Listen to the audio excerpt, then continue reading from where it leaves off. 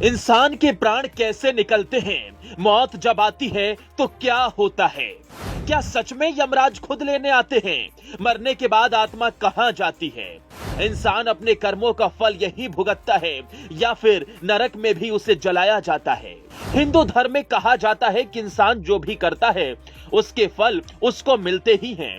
गीता तो कहती है कि अच्छे कर्मों के स्वरूप अच्छे फल और बुरे कर्मों के स्वरूप बुरे फल मिलते हैं, और कर्म ही इंसान के प्रारब्ध भी बनाते हैं। मतलब इंसान अगले जन्म में क्या करेगा इसी जन्म में तय हो जाता है।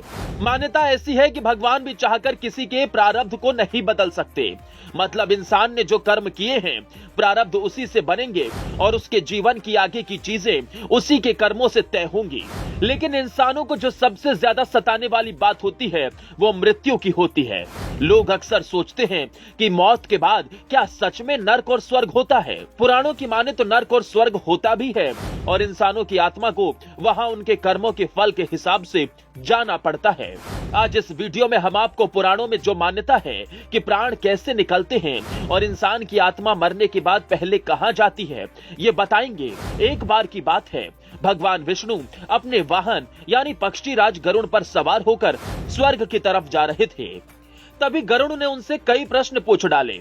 भगवान विष्णु ने गरुड़ से पूछा कि प्रभु, मैं पूरी पृथ्वी घूमकर आया हूँ, वहां सभी प्राणी बहुत ही दुखी हैं। किसी को रोग का भय सताता है, किसी को मौत का भय सताता है। ऐसे में प्रभु, अगर जब इंसान की मौत होती है तो क्या क्या होता है वो बताइए। जिसके जवाब में भगवान विष्णु गरुड़ को मौत कैसे होती है और उसके बाद क्या होता है बताते हैं। पुराण के मुताबिक इंसानों की मौत को दो तरीके से बताया गया है। जो इंसान बुरे कर्म करता है और पाप करता है उसकी मौत कैसे होती है, जबकि जो इंसान पुण्य आत्मा होता है और बुरे कर्म नहीं करता है उसकी मौत कैसे होती है। जब इंसान अपने आखिरी समय में आ जाता है तो उस समय उसे लेने के लिए यमराज के दूत पहुंच जाते हैं। इसके बाद उसके प्राण निकलने से पहले वो उसे कई तरह से सजा देते हैं। तब इंसान को इतना ज्यादा दर्द होता है जैसे सैकड़ों बिच्छुओं ने उसे डस लिया हो। लेकिन यह तो बस शुरुआत होती है।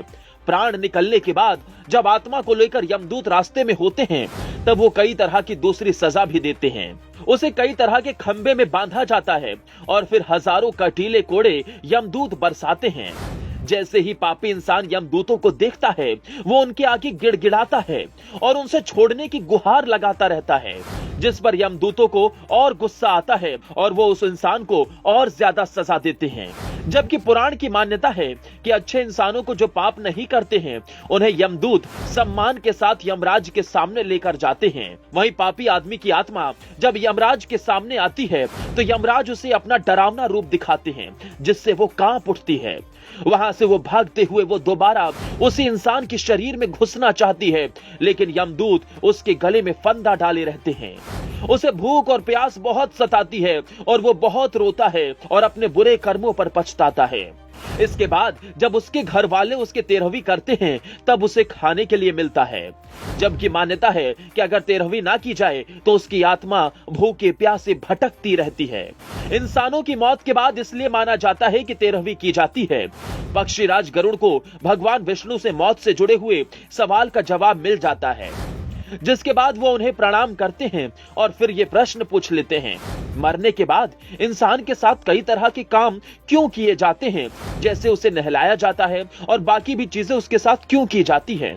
इस सवाल का जवाब आपको अगले वीडियो में मिलेगा। इसके अलावा किन आत्माओं को नर्क नहीं जाना पड़ता है और क्यों यमराज उनके आगे हाथ जोड़ लेते हैं, आपको अगले वीडियो में बताएंगे। इस वीडियो को ज्यादा से ज्यादा अपनों तक शेयर करें। धर्मास्था धर्मो रक्षति रक्षिता।